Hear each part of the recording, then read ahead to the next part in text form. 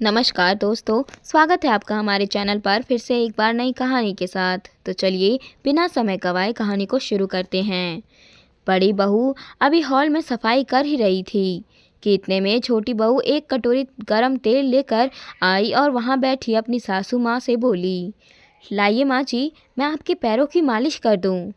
वैसे भी आप शादी के काम में बहुत थक गई होंगी ना, इससे आपको थोड़ा आराम मिल जाएगा। ये सुनकर सासू माँ गदगद होते हुए अपनी बड़ी बहू से बोली, बहू कुछ अपनी देवरानी से सीख, देख कितनी अच्छी और संस्कारी है। नई नई आई है लेकिन देखा कैसे मेरे पैरों की मालिश कर रही है। तुझे इतने साल हो गए इस घर में, लेकिन अभी तक तुझे कुछ आया ही नहीं। सास छोटी बहू की तारीफ करते हुए बोली, जो कि शादी होकर कुछ दिन पहले ही आई है। उनकी बात सुनकर छोटी बहू मंद मंद मुस्कुरा दी। आखिर उसकी तारीफ जो हो रही थी, जबकि बड़ी बहू अपने काम में लगी रही। पता था ये तो सासू माँ का रोज का है। पहले पड़ोसियों की बहू से तुलना करती थी, अब खुद की छोटी बहू से तुलना कर रही है। आखिर उसे तो देखते हुए 5 साल हो चुके हैं। उसे तो आते से ही घर की सारी जिम्मेदारी दे दी गई थी, जब छोटी बहू को तो अभी जिम्मेदारी से काफ़ी दूर रखा गया था। अब ऐसे में वो पैरों की मालिश कर दे तो भी क्या है। दूसरे दिन छोटी बहू चाय नाश्ते के साथ सासू माँ के सामने हाजिर थी। उसे देखकर सासू माँ ने कहा, अरे बहू, तू चाय नाश्ता लेकर क्यों आई है? अभी तो तेरे आराम करने के दिन है। अभी से कहाँ काम में लग रही है, बड़ी बहू ही ले आती। उनकी बात सुनकर छोटी बहू बोली, मम्मी जी, भाभी का क्या है, वो तो अपने कामों में लगी हुई है। ऐसा नहीं है कि गर्मा गर्म नाश्ता तैयार है तो वो भी परोस दे। बस बच्चे को लाड लड़ाते हुए तैयार कर स्कूल भेजने में लगी हुई है। कितना समय व्यर्थ हो रहा है, इसीलिए मैं आपके लिए नाश्ता ले आई।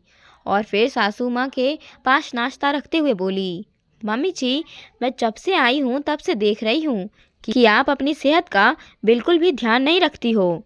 आज से आपको नाश्ता और खाना टाइम पर देने की जिम्मेदारी मेरी है।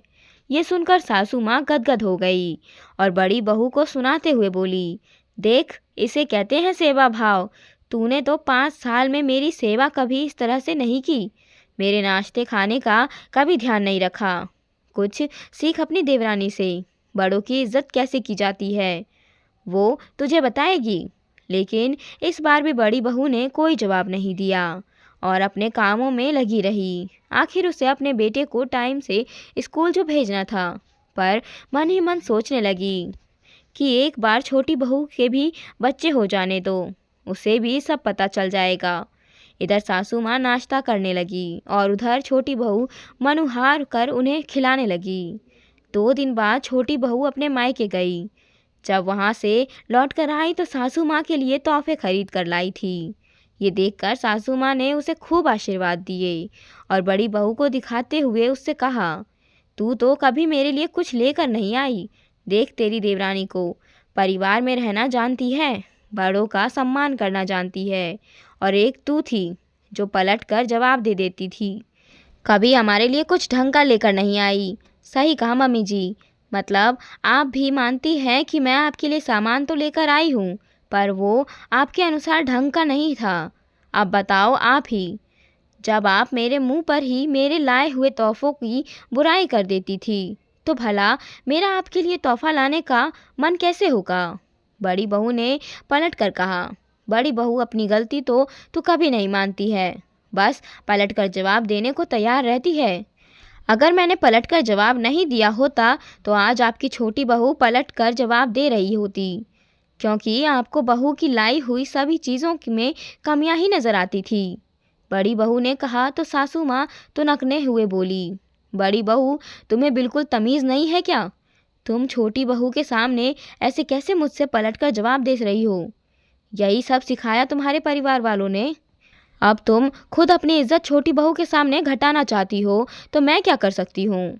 मम्मी जी, नया 9 दिन तो पुराना 100 दिन होता है। अगर बड़ी बहू आपको पलटकर जवाब नहीं दे रही होती तो छोटी बहू को वो सब झेलना पड़ता जो आप बड़ी बहू के साथ कर चुकी हो, क्योंकि मेरी चुप्पी आपकी हिम्मत बढ़ा चुकी होती। वही बड़ी बहू ने जवाब दिया तो सासू माँ बोली, बहू मेरे मुंह लगने की ज़रूरत नहीं है। छोटी बहू तेरे जैसी नहीं है। वो सेवा भाव में कहीं पीछे नहीं है। उसमें तो संस्कार कूट कूट कर भरे हैं। मम्मी जी, छोटी बहू आपकी सेवा कर रही है, ये तो बहुत अच्छी बात है, लेकिन वो भी तब जब मैं खाना बना देती हूँ तो वो आपको लाकर परोस देती है। कभी उससे भी कहो कि खुद भी बनाकर खिला दे। मैं घर के दूसरे काम कर देती हूँ तो वो आपको पैरों की मालिश कर देती है।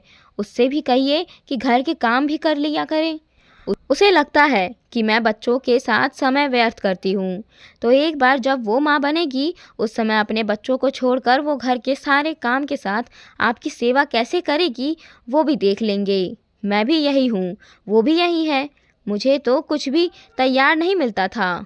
मुझ पर तो आते ही सारी जिम्मेदारी डाल दी गई थी, जबकि यहाँ कम से कम मैं हूँ तो सही जो घर के अधिकतर काम निपटा देती हूँ। तो कम से कम आप तो बहुओं में तुलना मत कीजिए। कहीं ऐसा ना हो कि आपका तुलना करना इस घर को दो हिस्सों में कर दे और नाम बड़ी बहू का हो जाए। बड़ी बहू ये कहकर अपने कमरे में चल दी। पीछे सासू माँ चुपचाप उसे देखती रही।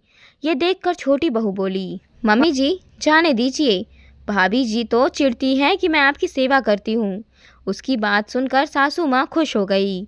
लेकिन आज छोटी बहू की शादी के 3 साल बाद जब वो खुद एक बच्चे की माँ बन गई तो अपनी स्थिति संभाल भी नहीं पा रही थी। सासू माँ की लगातार तुलना से बड़ी बहू तो अलग हो गई। सेवा तो दूर की बात है, पर अब छोटी बहू के राज में सासू माँ को काम भी करना पड़ता था।